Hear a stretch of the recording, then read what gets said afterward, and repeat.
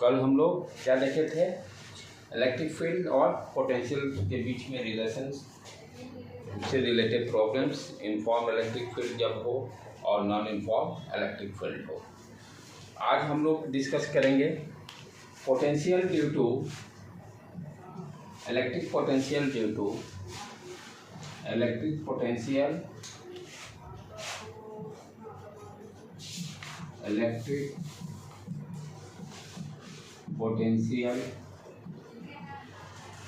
Due to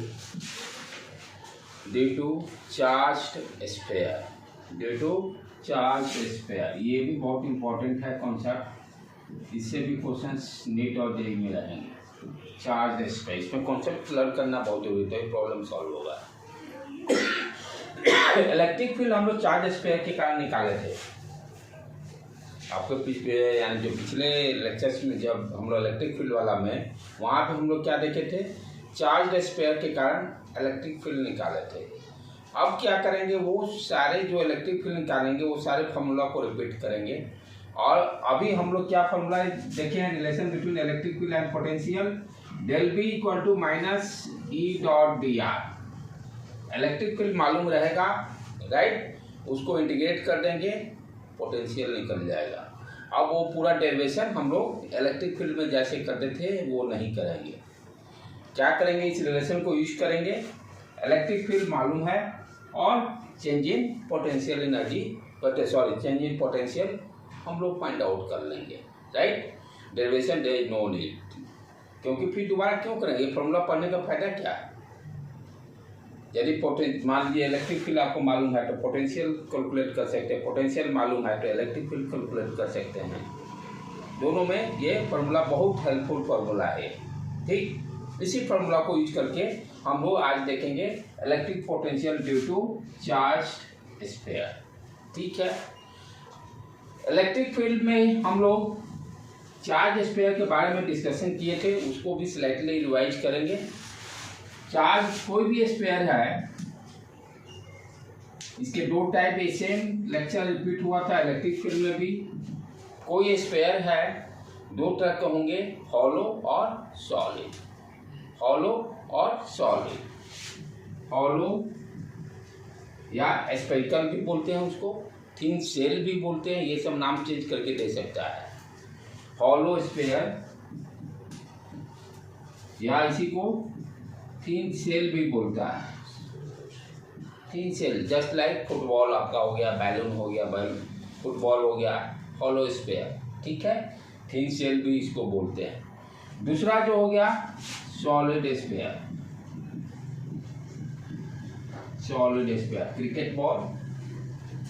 cricket ball solid sphere का example, और hollow sphere football हो गया, ठीक। अब इसमें ये क्या है, स्फीयर किस तरह का, चार्ज्ड स्फीयर। इसके अंदर स्फेरिकल है तो अंदर चार्ज डालेंगे, सॉलिड स्फीयर है तो उसके अंदर चार्ज डालेंगे। हम क्या देखते हैं कि हॉलो स्फीयर में इलेक्ट्रिक फील्ड में सारा कॉन्सेप्ट रिवाइज किए थे। यदि हॉलो स्फीयर है, यदि चार्ज डालते हैं अंदर में तो वो चार्ज कहाँ पाया जाता है, सरफेस पे आ जाता है।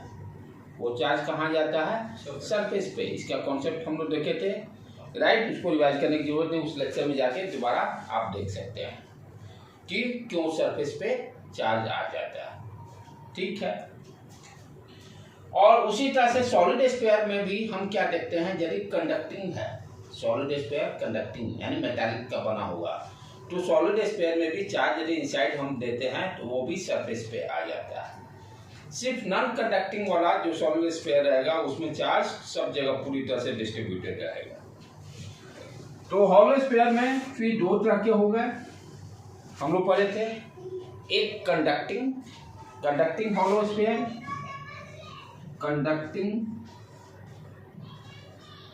स्फीयर, इसी को मेटालिक भी स्फीयर भी बोल सकता है। कंडक्टिंग के जगह वर्ड यूज कर सकता है, मेटालिक का भी मतलब वही हो गया, मेटल का बना हुआ है, ठीक है, मेटल कंडक्टर है।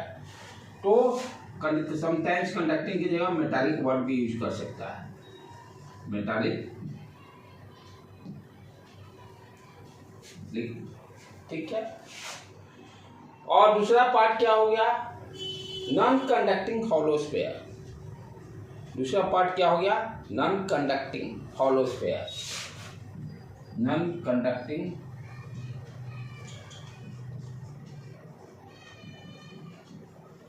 अच्छा सर, नॉन कंडक्टिंग में चार्जेस कहाँ पे स्टोर होगा? ऊपर ही, ऊपर से देंगे ना चार्ज, बाहर से ही देंगे ना, तो सरफेस पे रहेगा, अंदर जाएगा ही नहीं। अंदर हॉलो ही है। हाँ हॉलो ही है। हाँ हाँ, सरफेस क्या हो गया? अब मेटल का नहीं होकर डाइलेक्ट्रिक का हो गया। लेकिन वो नॉन कंडक्टिंग है, फिर भी रहेगा। अंदर गया ही नहीं ना, जाने ही नहीं दिया।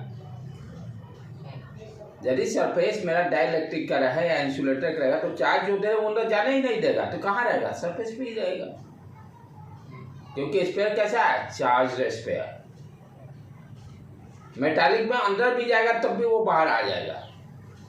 जब डस्टी मेटालिक में डालेंगे भी अंदर तो वो बाहर आ जाएगा, क्योंकि इनसाइड में इलेक्ट्रिक फील्ड 0 होता है। क्योंकि हम लोग इलेक्ट्रोस्टैटिक में कॉन्सेप्ट क्या पढ़े थे? क्यों क्या है उसका चक्कर है?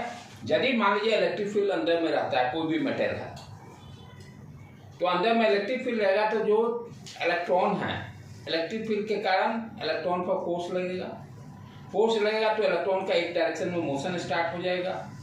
इलेक्ट्रॉन का एक डायरेक्शन में मोशन स्टार्ट हो जाएगा तो करंट का फ्लो हो जाएगा। इलेक्ट्रोस्टैटिक रहा कहाँ? खत्म, कंडीशन नॉट सेटिस्फाइड। तो it means electric field inside जो हम एज्यूम किए वो गलत है। नॉन कंडक्टिंग में मान लो रबर का हो, नॉन मेटल का हो, फुटबॉल जाएगा ही नहीं। तो नॉन कंडक्टिंग हॉलो स्फीयर, और क्या बोल सकता है? नॉन कंडक्टिंग जो डाइलेक्ट्रिक भी बोल सकता है, इंसुलेटर भी बोल सकता है। तो डू नॉट कंफ्यूज, ये वर्ड यूज करेगा तो मतलब न सारा नॉन कंडक्टिंग ही है। नॉन कंडक्टिंग हॉलो स्फीयर, और इसकी जगह यूज हो सकता है वर्ड डाई इलेक्ट्रिक। और क्या यूज हो सकता है? डाइलेक्ट्रिक, इंसुलेटर, सारे सेम ही चीज है। ठीक, तो ये हॉलो स्फीयर के दो पार्ट, एक कंडक्टिंग किए और दूसरा नॉन कंडक्टिंग किए। उसी तरह से सॉलिड स्फीयर में भी दो part,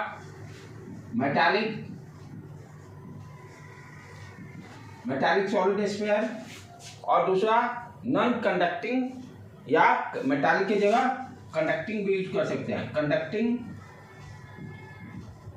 solid sphere, conducting solid sphere, या मेटालिक सॉलिड स्फीयर, या नॉन कंडक्टिंग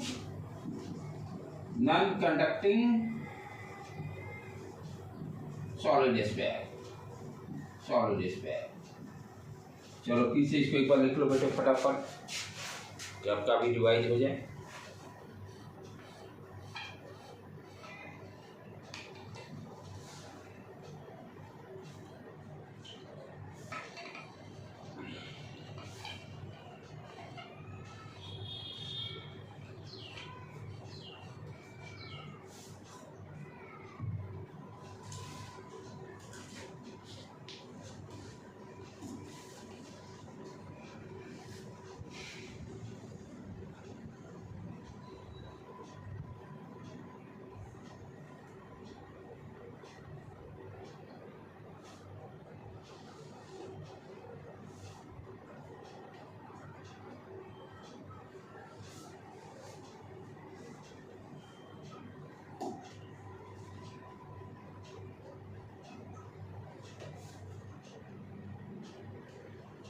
ठीक है।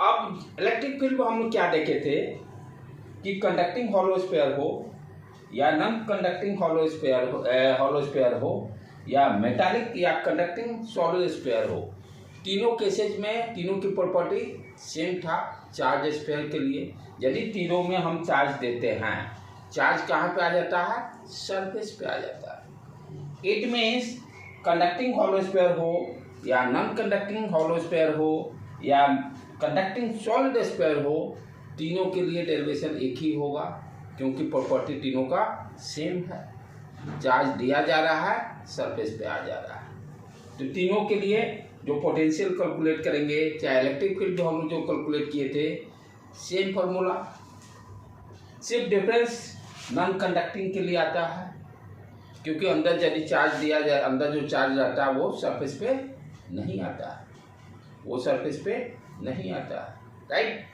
तो चले ये तीनों के लिए एक साथ एक ही फॉर्मूला डेवलप होगा पोटेंशियल का, जिस तरह से इलेक्ट्रिक फील्ड का डेवलप होता है, और इसके लिए पोटेंशियल का फॉर्मूला अलग होगा, राइट। अब देखते हैं कि पोटेंशियल का वैल्यू क्या होता है। पहले तो अभी बेसिक तैयार की कि किसका निकालना है, क्या क्या कैटेगरी हो सकता है।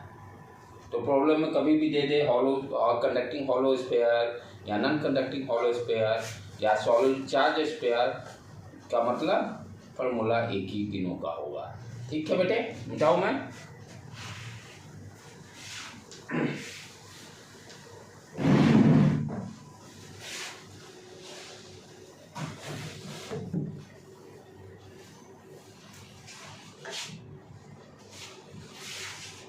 तो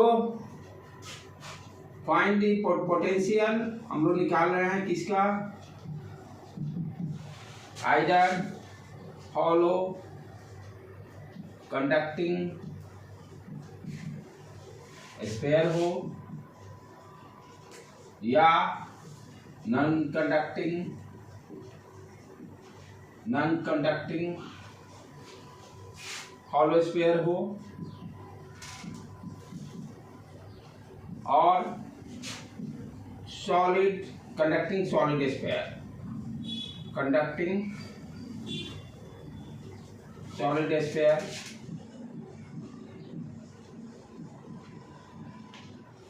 तीनों के लिए एक ही फॉर्मूला होगा। ठीक है, तो हम लोग जब इलेक्ट्रिक फील्ड कैलकुलेट किए थे, क्या कंसीडर, एक हॉलो स्फीयर कंसीडर किए, दो केसेज यहाँ कंसीडर करते हैं, एक स्फीयर के बाहर फाइंड आउट करते थे इलेक्ट्रिक फील्ड, और एक स्फीयर के इनसाइड, हॉलो स्फीयर के इनसाइड, दो पॉइंट कंसीडर करते थे, दो केसेज यहाँ होते थे। सिमिलरली फिर स्टार्ट करें, ये मान लीजिए O हो गया पॉइंट, ये स्फीयर का रेडियस कैपिटल R, पहला केस बाहर वाला कंसीडर करते हैं। ठीक है, किसी बाहर पॉइंट पर, P पॉइंट पर हमें पोटेंशियल निकालना है, सेंटर से R डिस्टेंस है, सेंटर से R डिस्टेंस है।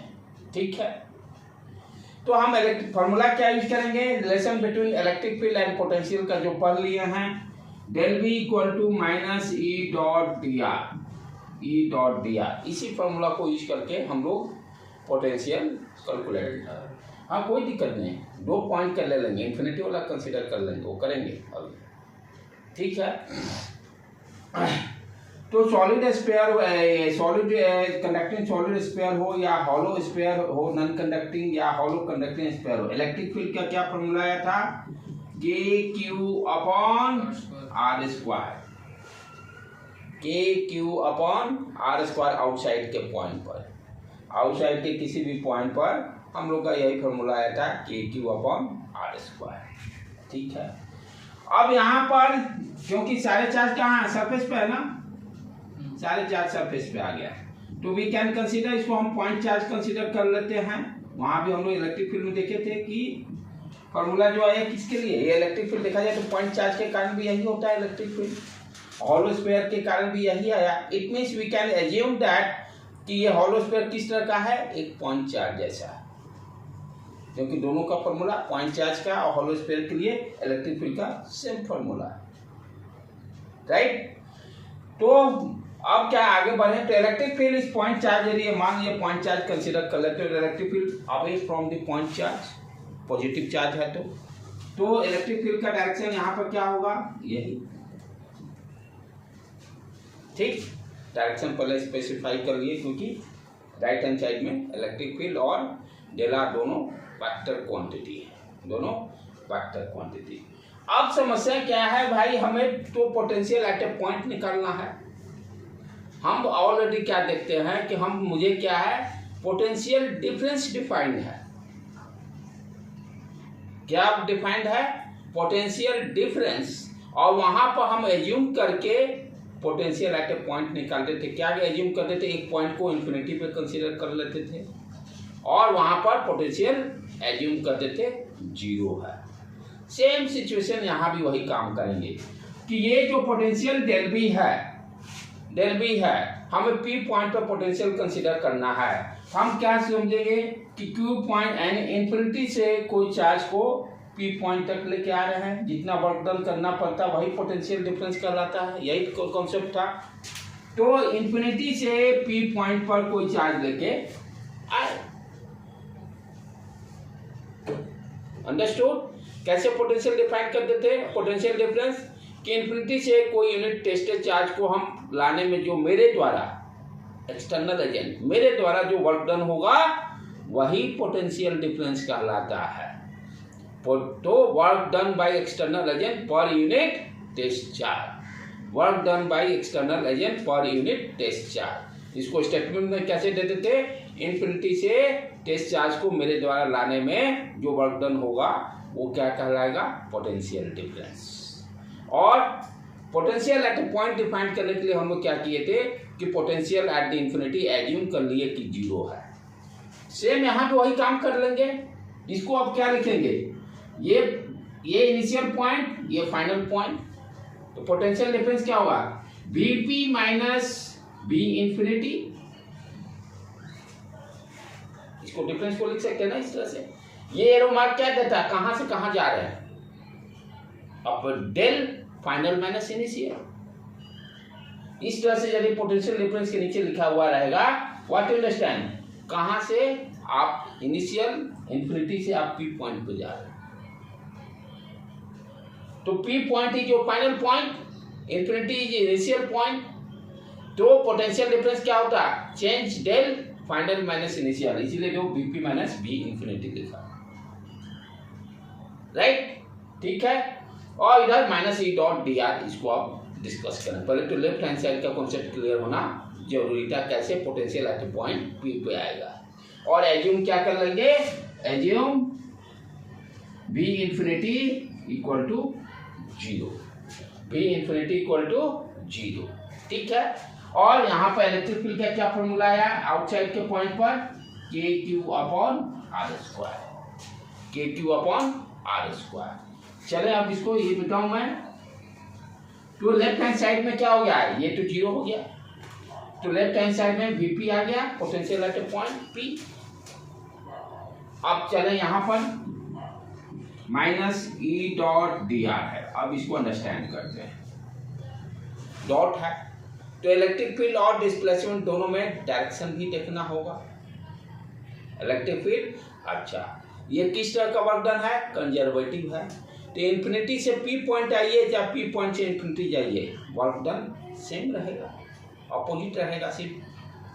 यहाँ वर्क डन किसके द्वारा करना है? एक्सटर्नल, इलेक्ट्रिक फील्ड के कारण वर्क डन नहीं, एक्सटर्नल एजेंट के कारण। तो आप ध्यान से देखें कि यदि पी पॉइंट से मान लो इन्फिनिटी जाए या इन्फिनिटी से पी पॉइंट आए, वर्क तो सेम ही रहेगा। अभी हमको डायरेक्शन से मतलब है इलेक्ट्रिक फील्ड और डेल आर का डायरेक्शन देखना है, क्योंकि डॉट प्रोडक्ट है ना cos theta, theta what is theta, दोनों के बीच का एंगल। इलेक्ट्रिक फील्ड का डायरेक्शन हमने देखा। अब यहाँ से टेस्टेड चार्ज को मान लो लेके जाना है, तो इलेक्ट्रिक फील्ड और डेल आर दोनों का डायरेक्शन से या पी पॉइंट से इन्फिनिटी जाइए चाहे इन्फिनिटी से पी पॉइंट आइए, दोनों का डायरेक्शन सेम हो जाएगा। यहाँ पर ई डॉट डेल आर के बीच में क्या हो गया आपका?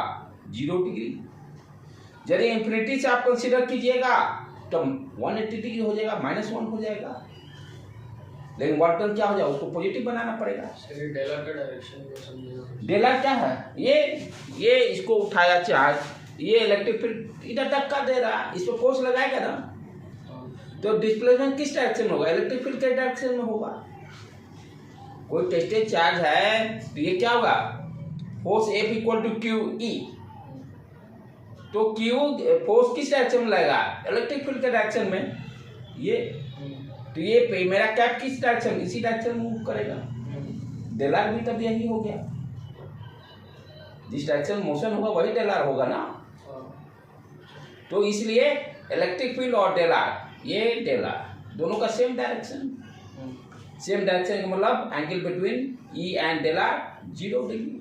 और 180 मान लो अब इन्फिनिटी से आ रहे हैं, ये इलेक्ट्रिक फील्ड इधर है तो इसके अगेंस्ट लेके आएंगे ना, अच्छा इन्फिनिटी से पॉइंट पे। हाँ, पी पॉइंट पे आएंगे तब नहीं वर्क डन क्या होगा वहां पर फाइनली हमको क्या करना है, एक्चुअल तो वही है, लेकिन यहाँ ध्यान देना है कि इलेक्ट्रिक फील्ड के फोर्स के अपोजिट डायरेक्शन हम फोर्स लगाते हैं, एक्सटर्नल एजेंट के द्वारा वर्क डन निकालना है। जो फॉर्मूला तैयार किए थे आप वहां पर ध्यान से देखना कि एफ क्यू ये डायरेक्शन लगा, लेकिन इसके अपोजिट डायरेक्शन मैं फोर्स लगाता था, तब F dot D are calculate किए थे, वर्क डन बाई एक्सटर्नल। क्यों हम इसका अपोजिट डायरेक्शन में लाते हैं, इसको छोड़ देंगे तो ये तो स्पीड एक्सेलरेटेड हो जाएगा इलेक्ट्रिक फील्ड के फोर्स के कारण। इसको वेलोसिटी इसका कांस्टेंट रखना है।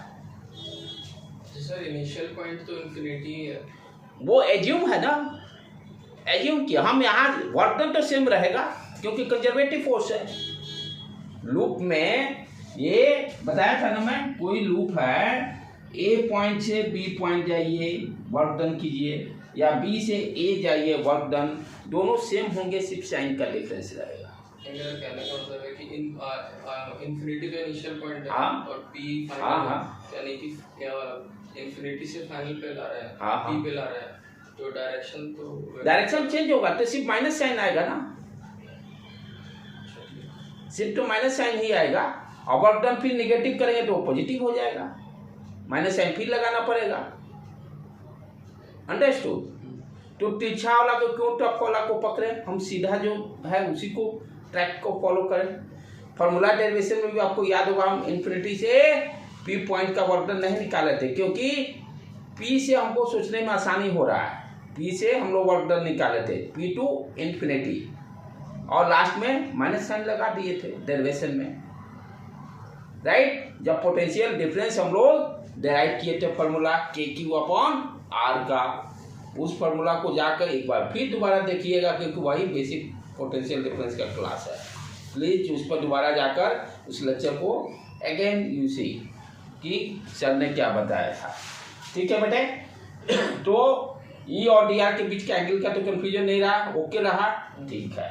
तो हम यहाँ पे क्या लिखेंगे, minus mod E mod D R cos 0 degree, cos 0 degree, ठीक है, ये मिटा दिया। तो ये फाइनली आ गया minus sign mod E mod D R. E का वैल्यू कितना है आउटसाइड पॉइंट के लिए, K Q upon R square, K Q upon R square, तो यहाँ रख दिए minus sign K Q upon R square D R, ठीक है। अब क्या हम लोग कंसीडर किए हैं, ये देखो पोटेंशियल डिफरेंस कहां से चले हैं, इन्फिनिटी से पी, इन्फिनिटी से पी, अच्छा। तो लिमिट उसी तरह से यहाँ डी आर है ना, तो D R lower limit infinity से इस पॉइंट पी पर पहुंचे कितना है, आर, आर है ना, इन्फिनिटी से आर, लोअर लिमिट क्या हो गया इन्फिनिटी, अपर लिमिट आर। अब इसको इंटीग्रेट कर दे, काम खत्म। के क्यू कांस्टेंट है, के क्यू कांस्टेंट है, 1/r स्क्वायर का इंटीग्रेशन माइनस आर का पावर -1 या -1/r होता है, -1/r। तो वी कैन राइट हियर, तो माइनस माइनस क्या हो जाएगा, प्लस, ये आ गया के क्यू अपॉन आर, लिमिट डाल दो infinity to R, infinity to R. अब अपर लिमिट पुट कर दो, लोअर लिमिट पुट कर दो, तो अपर लिमिट पुट करेंगे तो के क्यू अपॉन आर, और इधर के क्यू अपॉन इन्फिनिटी, ये पार्ट 2 0 हो गया।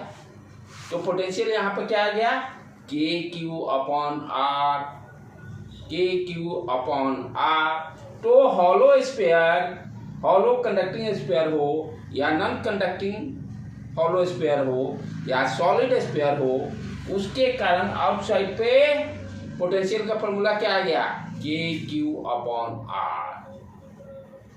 तो कोई भी मान लो हॉलो स्फीयर है, चार्ज हॉलो स्फीयर की बात हो रही है, यानी इस पर चार्ज हो, किसी भी आउटसाइड पॉइंट पर पोटेंशियल निकालना है, तो मेरा फॉर्मूला क्या आ गया, के क्यू अपॉन आर, के क्यू अपॉन आर।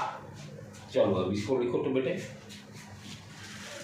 ये कॉन्सेप्ट इतना इम्पोर्टेंट है, प्रॉब्लम इससे जो आते हैं 100% प्रॉब्लम आएंगे आज के लेक्चर पे, और मोस्टली बच्चा जो सेलेक्ट होने वाला है वो तो सही करेगा, गलतियां 100% करते हैं। जब प्रॉब्लम सॉल्व करेंगे तो देखना बच्चे 100% गलती, क्योंकि कॉन्सेप्ट क्लियर नहीं होता, यही कारण है और कोई नहीं कारण।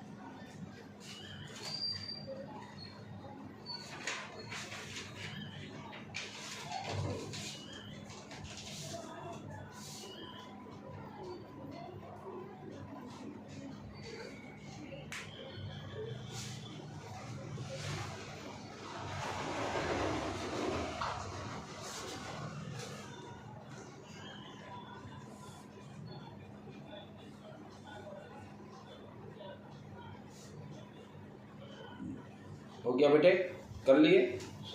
हाँ लिख लो, ऊपर के मिटाता हूँ ये बॉडी। तो ये क्या है, आउटसाइड के किसी पॉइंट के लिए। अब इनसाइड के लिए क्या होगा, इसको नोट करके गोला मारिए, बहुत इंपॉर्टेंट है ये चीज जो आया। अभी प्रॉब्लम में देखेंगे इसका कितना यूज है। राइट बेटे। अब दूसरा केस क्या है, इनसाइड। इनसाइड हो गया, मिटाओ नीचे।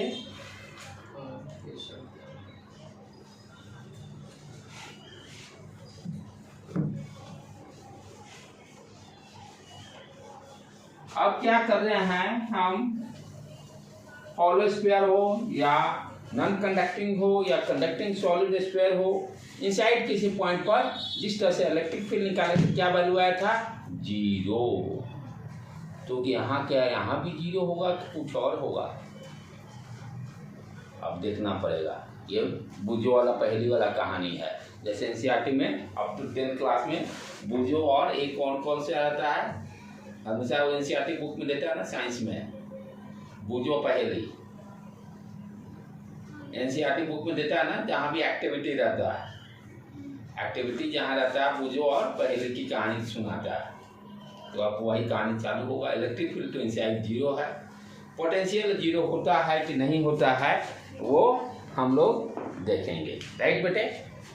तो इसके लिए क्या कॉन्सेप्ट, फिजिक्स में है कॉन्सेप्ट, कोई भी चीज़ रटना नहीं, रटिएगा नो सिलेक्शन।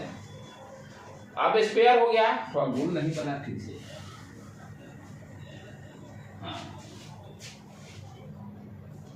अब किसी भी रेडियस r कंसीडर कर ले इस स्फीयर का, किसी भी मान लो पी पॉइंट पर पोटेंशियल कैलकुलेट करना। वो पॉइंट मान लेते हैं स्मॉल r, पी पॉइंट पर पोटेंशियल निकला। Inside the sphere, hollow sphere, electric field 0 होता है, ये हम लोग जानते हैं। क्या पोटेंशियल 0 होगा कि नहीं होगा, अब उसके बारे में हम लोग देखते हैं। डिफिनेशन क्या है, डिफिनेशन से चलिए, del B equal to minus E dot del R. Basic formula कभी नहीं भूलना है।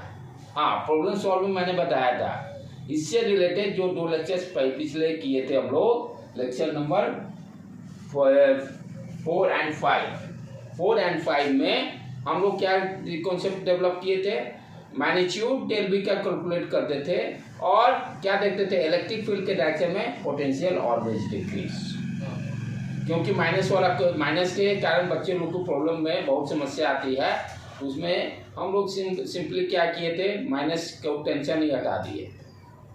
लेकिन जब एक्चुअल में आपको कॉन्सेप्ट डेवलप करना है तो इस चीज़ को बेसिक फार्मूला भी दिमाग में सेट रहना चाहिए। वो तो ट्रिक डेवलप किए how to solve the problem, कि गलती होने की चांसेस कैसे कम हो सके।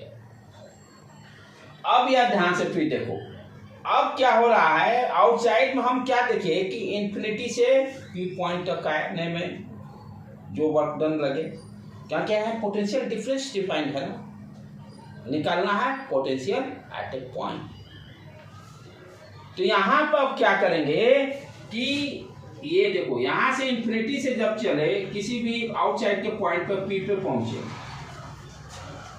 राइट, तो हम क्या देखते हैं, जैसे यदि सरफेस पे हम पहुंचते हैं तो आप देखिएगा प्रीवियस ग्राफ में भी इलेक्ट्रिक फील्ड का ग्राफ हो, वहां पर सरफेस से जैसे ही अंदर ग्राफ किस तरह से आता था, ये देखो इसी तरह से इलेक्ट्रिक फील्ड इनसाइड में 0 अप टू r, फिर एकाएक के क्यू अपॉन आर स्क्वायर हो गया, वैल्यू बढ़ा, formula K Q upon R square, और फिर उसके बाद डिक्रीज करने लगा।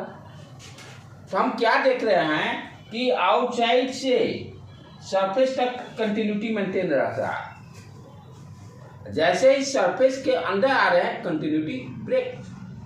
कंटिन्यूटी ब्रेक करने का मतलब कोई लाइन हम खींच रहे हैं, एकाएक ये ब्रेक हो गया, जो मैथ्स में डिफरेंशिएशन में पढ़े ना कंटिन्यूटी, तो एकाएक चेंज होना। तो हम क्या देख रहे हैं कि जब इन्फिनिटी से सरफेस तक पहुंचे कंटिन्यूटी मेंटेन था।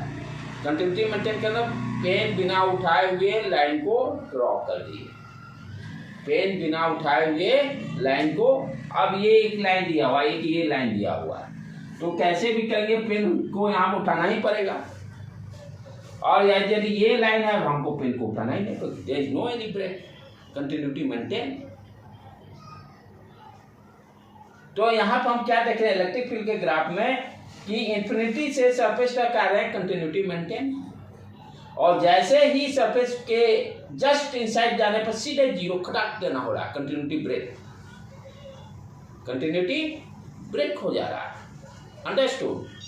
तो यहाँ पर क्या है कि आउटसाइड के लिए जैसे हम पोटेंशियल डिफरेंस जो डिफाइन कर रहे थे, वो कंटिन्यूटी मेंटेन रहना चाहिए, वो पॉइंट दोनों का, यानी वही पॉइंट को कंसीडर करते हैं जहाँ पर वो कंटिन्यूटी मेंटेन रहा है। तो वहाँ पर इन्फिनिटी से आउटसाइड के पी पॉइंट पे लिए, यहाँ हम क्या देख रहे हैं, कंटिन्यूटी ब्रेक हो गया सरफेस पर, सरफेस से जस्ट इनसाइड आते ही। तो अब क्या लेंगे, एक पॉइंट क्या लेंगे हम लोग सरफेस पर, और दूसरा इनसाइड पर, जो हम लोग इन्फिनिटी पे लेते थे। इन्फिनिटी पे क्यों नहीं लेंगे, क्योंकि यहाँ पर कंटिन्यूटी ब्रेक हो जा रहा है। यदि कंटिन्यूटी ब्रेक नहीं रहता तो इन्फिनिटी टू ये पॉइंट लेते हैं, लेकिन यहाँ पर जो पॉइंट सेलेक्ट करेंगे वहाँ पर, क्योंकि कंटिन्यूटी ब्रेक हो जा रहा है इलेक्ट्रिक फील्ड का, इसलिए यहाँ पर सरफेस से लेकर इस पी पॉइंट लेंगे, यहाँ पर इन्फिनिटी कंसीडर नहीं करेंगे। अब यहाँ से कंटिन्यूटी फिर मेंटेन हो रहा है ना, जस्ट इनसाइड से कंटिन्यूटी जहाँ से मेंटेन होगा वही इनिशियल पॉइंट होगा, जहाँ पर जाना होगा वो फाइनल पॉइंट होगा। तो इसीलिए यहाँ पर क्या होगा कि डेल भी जो कंसीडर करेंगे, सरफेस का पोटेंशियल मालूम है हमें, अभी कैलकुलेट किए हैं आउटसाइड के लिए K Q upon R potential, small R की जगह कैपिटल आर रख देंगे तो सरफेस पे पोटेंशियल निकल जाएगा। तो यहाँ पर अब क्या होगा, एस से पी पॉइंट जाएंगे, एस फॉर सरफेस से पी पॉइंट पर जाएंगे, सरफेस से पी पॉइंट पे जाएंगे, और इसको डेल बी को कैसे लिखेंगे, फाइनल कहाँ है, वीपी, तो VP minus VS, P point पे पोटेंशियल माइनस सरफेस पे पोटेंशियल।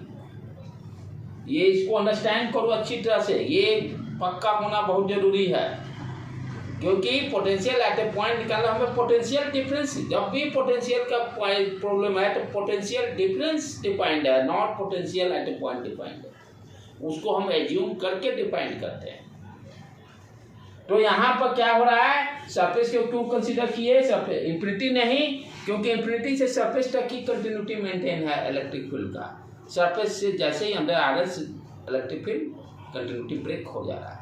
तो दैट्स वाई हम सरफेस से पी पॉइंट को कंसीडर करेंगे, इसीलिए यहाँ मैं लिखा कि सरफेस से पी पॉइंट पे गया, और इसको Vp माइनस Vs, सरफेस का पी पॉइंट पे पोटेंशियल माइनस फाइनल पॉइंट ये है, ये इनिशियल पॉइंट है। अब राइट हैंड साइड में आ जाए। राइट हैंड साइड में क्या है, इलेक्ट्रिक फील्ड हम जानते हैं क्या है, इनसाइड में जीरो होता है। तो ये तो पूरा ये डॉट सोचने की टेंशन ही खत्म, क्योंकि ये जीरो हो गया, मैग्नीट्यूड जीरो क्या है, मॉड ई, साइन डाल दीजिए, मॉड डेल आर, कोई एंगल से हमको अभी चलो वो तो 0 डिग्री होगा, उतना क्यों टेंशन, यही जब जीरो हो गया तो सारा टर्म जीरो, सारा टर्म जीरो। तो राइट हैंड साइड में क्या आ गया, जीरो। अब क्या होगा, अब देखो अब जीरो होगा कि नहीं, ये तो गया उधर Vs, तो Vp क्या हो गया, Vp इक्वल टू Vs, और Vs क्या है, KQ अपॉन कैपिटल R। तो ये देखो इसमें कितना मस्त चीज कॉन्सेप्ट आ रहा है। पोटेंशियल इनसाइड किसी भी पॉइंट पे जाइए, यहां जाइए, यहां जाइए, यहां जाइए, सब जगह कांस्टेंट है। तो जहां इलेक्ट्रिक फील्ड मेटालिक हो, जहां इलेक्ट्रिक फील्ड जीरो होगा, वहां पर पोटेंशियल कांस्टेंट रहेगा, और क्या वैल्यू रहेगा, KQ अपॉन R। इस कॉन्सेप्ट को रखिए दिमाग में, पक्का क्वेश्चन इस पर रहेंगे कि मेटालिक हो, नॉन मेटालिक हो, सॉलिड कंडक्टिंग हो, इनसाइड में पूरे स्फीयर में सब जगह पोटेंशियल कांस्टेंट रहता है, और उसका वैल्यू क्या होगा, जो सरफेस पे होगा वही सब जगह होगा। जो सरफेस पे वैल्यू होगा पोटेंशियल का, पूरे जगह सब जगह होगा वही वैल्यू। आर से कोई लेना देना नहीं, स्मॉल आर से, क्योंकि KQ अपॉन कैपिटल आर है। इसको वेरी वेरी इंपॉर्टेंट में डालिए, इंपॉर्टेंट कॉन्सेप्ट। ठीक है बेटे, चलो लिख लो पहले।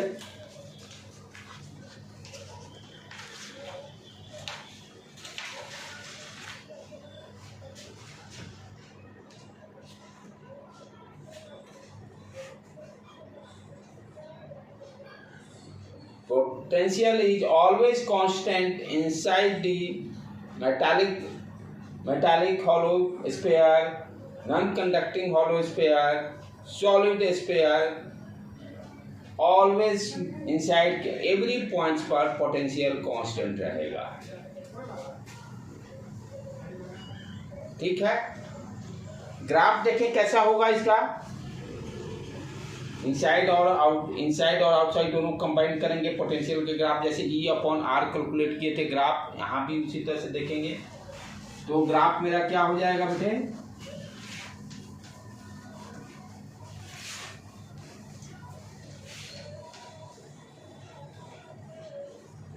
तो हम लोग क्या देखें, कोई भी स्फीयर है, आउटसाइड के किसी पॉइंट पर potential KQ upon R, outside के लिए हो गया, और इनसाइड किसी पॉइंट पर KQ अपॉन कैपिटल R। उसी तरह से इलेक्ट्रिक फील्ड आउटसाइड के लिए KQ upon R square outside, और इलेक्ट्रिक फील्ड जीरो इनसाइड। सिर्फ यही तीनों कंडीशन के लिए।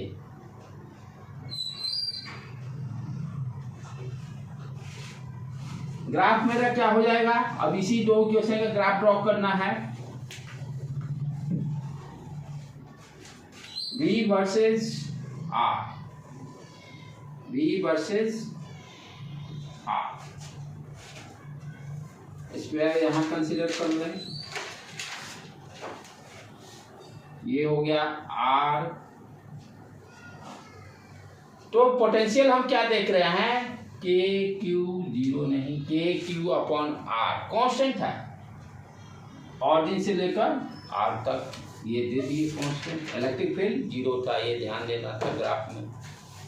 तो ये वैल्यू कितना हो गया, KQ अपॉन R। उसके बाद इनवर्सली प्रोपोर्शनल डिक्रीज करेगा,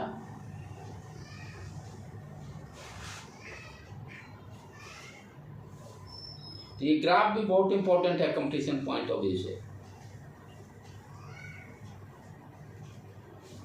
ग्राफ देख के पूछ देगा कि इसका ग्राफ है।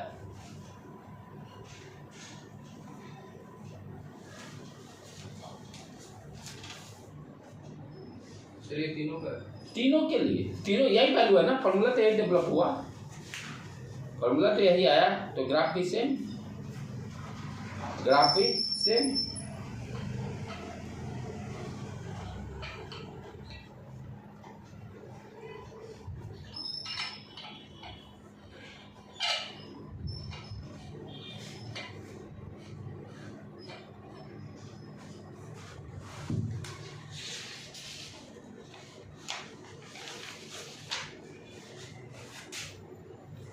ड्रॉ कर लिए बेटे।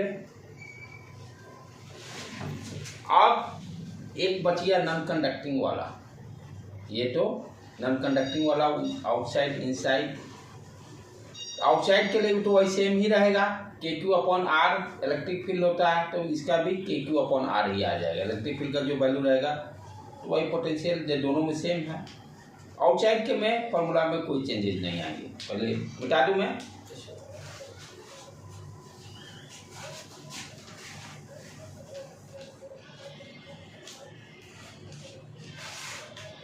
अब हम लोग क्या, potential, electric potential due to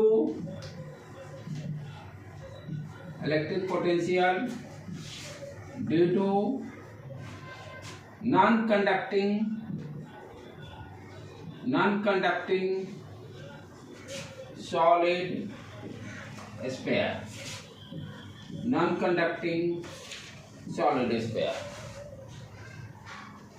conducting solid sphere. तो इस केस में क्या होगा कि चार्ज जो होगा पूरे स्फीयर में डिस्ट्रीब्यूटेड रहेगा,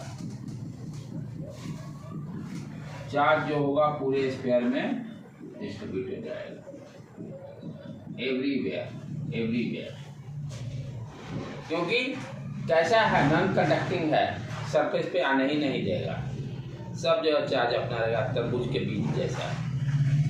वाटरमेलन में जिस तरह से बीज सब जगह डिस्ट्रीब्यूट रहता है, उसी तरह से यहाँ भी चार्ज सब जगह डिस्ट्रीब्यूटेड रहेगा, इनफॉर्मली डिस्ट्रीब्यूटेड रहेगा। तरबूज में इनफॉर्मली का कोई चांस नहीं है।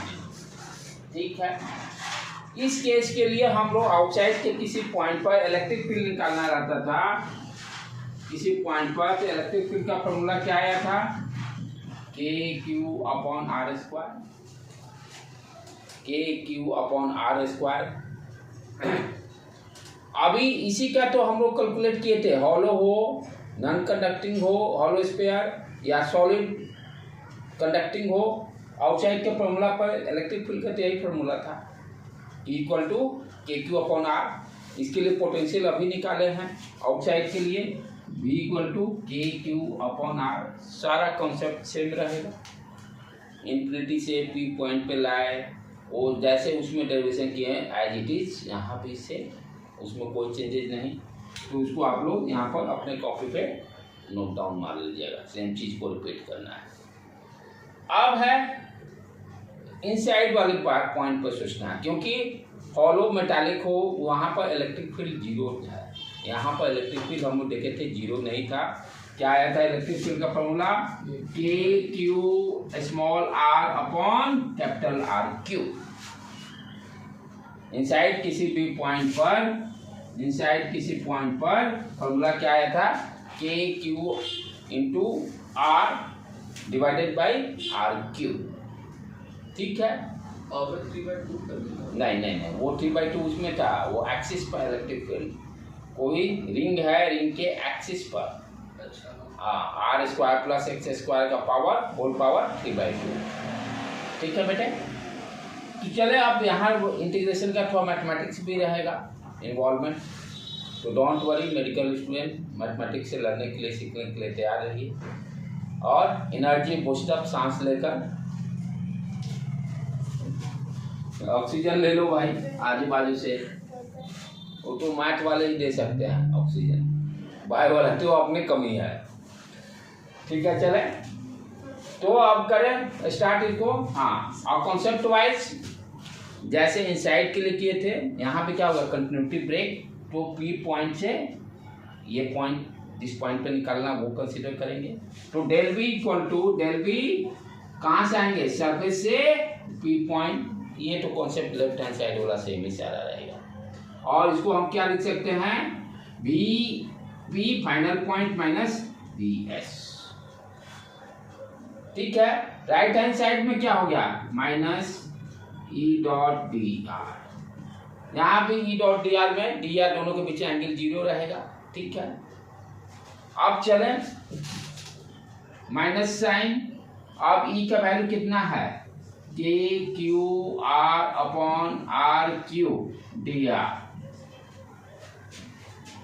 ठीक, कहां से कहां चल रहे हैं, सरफेस से एस से, एस से ये डिस्टेंस कितना है, कैपिटल आर,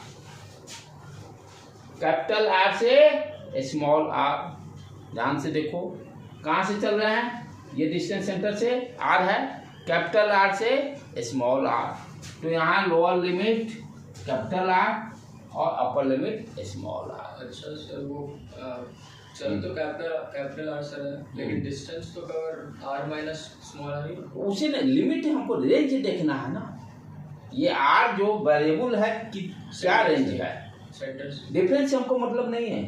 तो सेंटर से हाँ हाँ, सेंटर से आर और सेंटर से स्मॉल आर। ठीक, अब जो जो कांस्टेंट है देखो, के कांस्टेंट है, क्यू को आसान है, इंटीग्रेशन है, ज़्यादा मैथमेटिक्स नहीं है। के कांस्टेंट है, क्यू कांस्टेंट है, कैपिटल आर भी कांस्टेंट, सबको बाहर निकाल देते हैं, सबको बाहर निकाल दिए। Minus K Q upon R Q, और यहाँ पर दे दिए कैपिटल आर स्मॉल आर, और अंदर में आ गया आर डी आर। आर का इंटीग्रेशन एक्स डी एक्स का जानते हो, एक्स का पावर 1 है तो एक्स स्क्वायर बाई 2 हो जाएगा, बस, ज़्यादा मैथमेटिक्स भी नहीं है। तो इसको हम क्या लिख सकते हैं, minus sign K Q upon R cube R square by 2 limit capital R small R. ठीक है ना, एक्स का इंटीग्रेशन एक्स स्क्वायर बाई 2 होता है, आर है तो आर स्क्वायर बाई 2।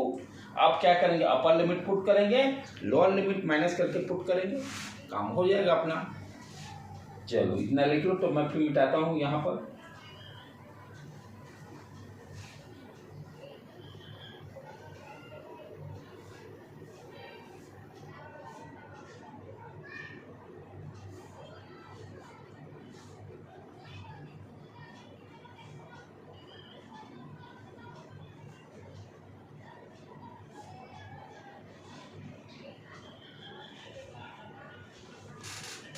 हो गया बेटे,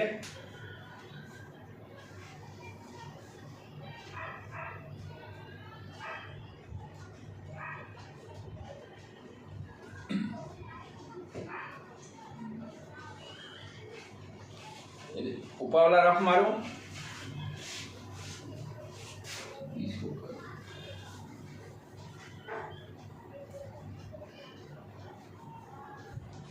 अब उसको सिंप्लीफाई कर लें, minus K Q upon R cube R square by 2 minus R square by 2। ठीक है बेटे, क्लियर। मल्टीप्लाई थोड़ा कर लें, K Q R cube 2 R cube, ऊपर में R square, minus minus plus, ये अंदर मल्टीप्लाई करते हैं, K Q upon R cube 2 R square, K Q upon 2 R आ गया ये क्वांटिटी। ठीक है, अब इधर क्या है, Vp माइनस Vs। चलो इसको लिख लो, तब आते हैं उस पर, पहले लिख लो।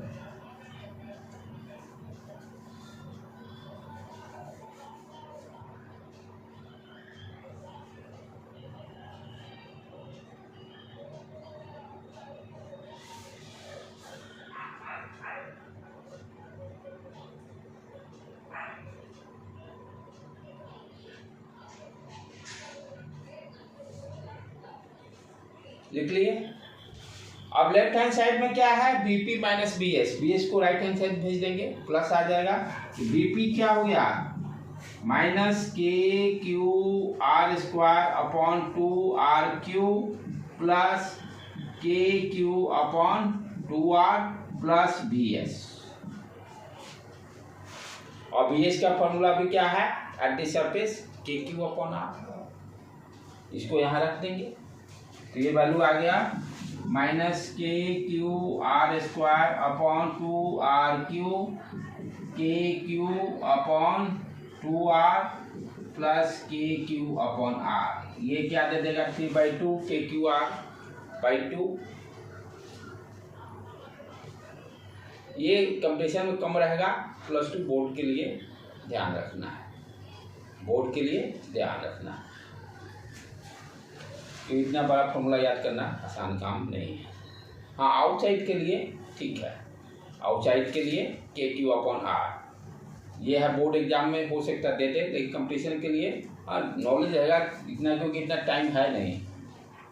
लेकिन आउटसाइड के पॉइंट पर, लेकिन पिछला वाला जो केस है वो बहुत इंपॉर्टेंट है कंपटीशन के लिए, कि मेटालिक हो हॉलो स्फीयर या सॉलिड मेटालिक हो या नॉन कंडक्टिंग हो, तो आउटसाइड पे इलेक्ट्रिक फील्ड के क्यू पोटेंशियल के क्यू अपॉन आर, और इनसाइड के किसी भी पॉइंट पर सरफेस पे जो पोटेंशियल होगा वो सब जगह होगा। इस तरह से स्टेटमेंट में याद रखें, जो सरफेस पे पोटेंशियल होगा वो इनसाइड के हर पॉइंट पर सेम रहेगा। ठीक है, अब चले ये साधारण पहले प्रॉब्लम कर ले, कितना राम कहानी जो भी पढ़े थोड़ा सा कॉन्सेप्ट दिमाग में दौड़ जाए उसको सॉल्व करने में, और तब उसके बाद क्लास को एंजॉय करेंगे। यहाँ पर इस चैप्टर में आज का लेक्चर जो नेक्स्ट होगा इसका, तो 80-90% 95% बच्चों को कन्फ्यूजन रहती है, 95% बच्चे को कन्फ्यूजन रहती है और हमेशा गलती करते हैं, हमेशा गलती करते हैं। Only reason concept. जैसे प्रॉब्लम क्या दिया हुआ है, दो कॉन्सेंट्रिक सेल है,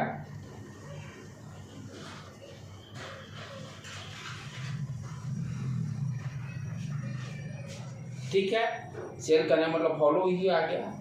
ठीक, एक पर चार्ज QA है और दूसरे पर चार्ज QB है। सेंटर से इसका रेडियस एक का RA और दूसरा का RB है।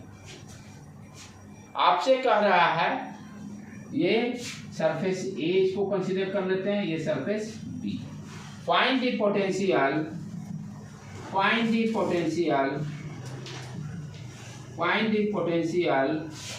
at the surface A and surface B, and surface A पर और B पर पोटेंशियल फाइंड आउट करना है। जो स्क्वायर कैसा है, स्क्वायर नहीं, ये है सेल है, spherical shell. Spherical shell means hollow, spherical shell का मतलब हॉलो हो गया। चलो डायग्राम बना लो, क्वेश्चन लिख लो, तब मैं इसको समझाता हूँ, उसको ध्यान से समझना है। ये अभी जो ये लगभग गलतियाँ होती हैं, एक बार कंसेप्ट क्लियर हो गया तो एकदम आसानी से आप प्रॉब्लम को सॉल्व कर लो। ठीक है, पहले सरफेस ए पर ध्यान देते हैं। ठीक है, पोटेंशियल निकालना है ना, एट दी सरफेस ए हम पोटेंशियल फाइंड आउट करना चाह रहे हैं। नहीं, सारे चार्ज के कारण देखना पड़ेगा ना। अच्छा, अलग अलग चार्ज, हाँ, तब सारे को ऐड करना पड़ेगा। सही, थोड़े इतना देना रहता तब तो मैं बार बार क्यों बोल रहा हूँ कि 95% बच्चे गलती करते हैं। ठीक है, चलो स्टेप बाय सारे कॉन्सेप्ट को दूर कर दो। हमें सरफेस ए पे निकालना है। ठीक है, तो ये क्या हुआ, एक जो पोटेंशियल निकालेंगे VA, ये किस चार्ज के कारण, QA के कारण, QA के कारण। और ये QA कहाँ है, सरफेस पर। तो ये जो पोटेंशियल देगा, इसको ये कुछ नाम अलग दे दूं, P V A due to charge Q A, जो कि एट द सरफेस पर है, एट द सरफेस ए पर है। ये हो गया। तो ये एक तो पोटेंशियल क्या होगा इस चार्ज के कारण जो सरफेस पे हुआ वो फाइंड आउट करेंगे। फिर ये भी क्या हॉलो है, यहाँ भी चार्ज सरफेस पे ही आ गया क्यूबी, इस क्यूबी के कारण भी तो यहाँ पोटेंशियल होगा। सारे जितने चार्जेज रहेंगे सारे के कारण पोटेंशियल निकालना पड़ेगा ना, सारे को ऐड करना पड़ेगा। जिस तरह से इलेक्ट्रिक फील्ड में सारे चार्जेस के कारण इलेक्ट्रिक फील्ड निकालते थे, तब सबको सम करके वेक्टर, वहाँ वेक्टर सम करते थे, यहाँ वेक्टर का टेंशन नहीं लेना है, अलजेब्रिक सम। तो दूसरा पोटेंशियल किसके कारण होगा, बी ए पर due to charge B, due to charge QB, due to charge QB, due to charge QB, जो कि बी के सरफेस पर है। ठीक है, कंसेप्ट क्लियर समझ में आ रहा है। इस सरफेस के क्यूए चार्ज जो सरफेस पर है ए पर, उसके कारण पहले पोटेंशियल एक हो गया। दूसरा पोटेंशियल जो आउटसाइड चार्ज है उसके कारण भी तो यहाँ पोटेंशियल होगा इस सरफेस पर। अब कॉन्सेप्ट देखना है, ये जो पहला चार्ज जो है सरफेस पर, ये रेडियस आर ए है, चार्ज क्यू ए है।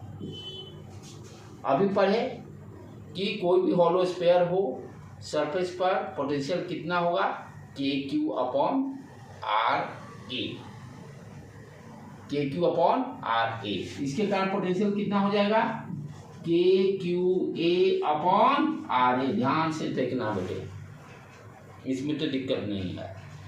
अब ये दूसरा वाला जो है, जो क्यूबी के कारण निकालना है, क्यूबी, और आपको किस पॉइंट पे निकालना है, एट आर ए, यही है ना। इनसाइड हॉलो स्फीयर के इनसाइड पॉइंट पे निकालना है, हॉलो स्फीयर के इनसाइड पॉइंट पर निकालना। कॉन्सेप्ट क्या पढ़े, हॉलो स्फीयर के इनसाइड पॉइंट पर जो क्यूबी के सरफेस पे पोटेंशियल होगा वो सारे जगह होगा। यही कॉन्सेप्ट अभी पढ़े ना, कि हॉलो स्फीयर में जो सरफेस इनसाइड के किसी भी पॉइंट पर पोटेंशियल क्या होता है, इनसाइड एवरी पॉइंट पर कांस्टेंट रहता है। वो उसका वैल्यू कितना होगा, जो सरफेस पे पोटेंशियल होगा वही सारे जगह होगा।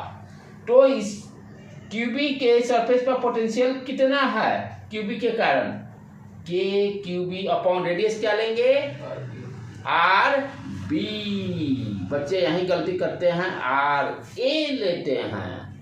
यहाँ पर क्या होगा, ये तो ठीक है, plus V A due to charge QB, QB के कारण पोटेंशियल के क्यू अपॉन, ये क्या है, इसके सरफेस पे जो पोटेंशियल होगा वही तो, ये तो इनसाइड पॉइंट हो गया ना, इनसाइड ए पॉइंट क्या हो गया, ए सरफेस इनसाइड हो गया, बड़ा वाला के अंदर छोटा। तो जो इसके सरफेस पे जो पोटेंशियल है वही तो सब जगह होगा। और इस सरफेस पे कितना है, K Q B upon R B. तो बच्चे यहीं पर गलती करते हैं, यहाँ पर आर ए लिखते हैं। ये 99% बच्चे गलती करते हैं। समझ गए बेटे, इस प्रॉब्लम में यही पूरे अभी जो सॉल्व करेंगे यही ध्यान रखना है। सोचते हैं बच्चे चार्ज क्यू बी है तो लिख दिए K Q upon R A plus K Q B upon R A, नहीं, गलत। ठीक है, तो ये तो हो गया एट द सरफेस। इसको जाके घर पे फिर दोबारा सोचिएगा, क्योंकि ये मैक्सिमम लोग गलतियां करते हैं। फर्स्ट टाइम में नहीं समझ में आता, फिर जाके इसको दोबारा देखिएगा, फिर सोचिएगा क्या सर बोल रहा है, क्योंकि ये टिपिकल है, आई नो, तभी मैं बार बार इस पर वेट दे रहा हूँ। ठीक है, तो इसको लिख लिए, समझ में आया। चलो लिख लो बेटे पहले, अब बी पे निकालते हैं।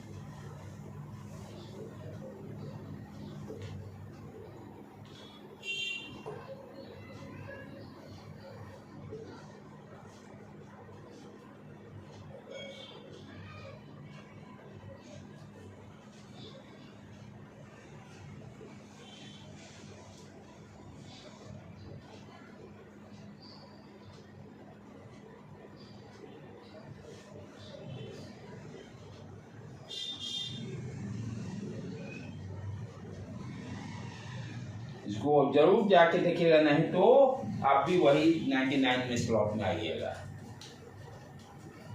ठीक है, अब चलें।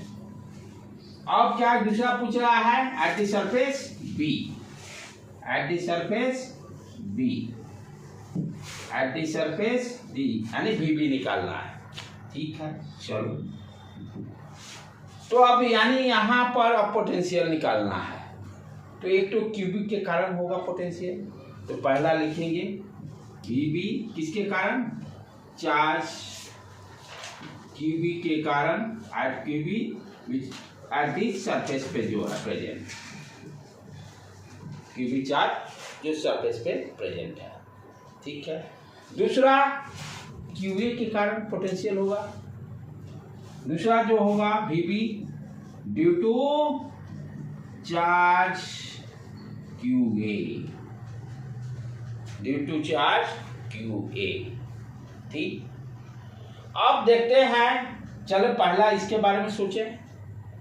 Vb charge QB eight the surface, QB surface पे प्रेजेंट है, सरफेस के कारण पोटेंशियल हम लोग जानते हैं KQB अपॉन RB, तो इसको लिख दिए KQB अपॉन RB प्लस।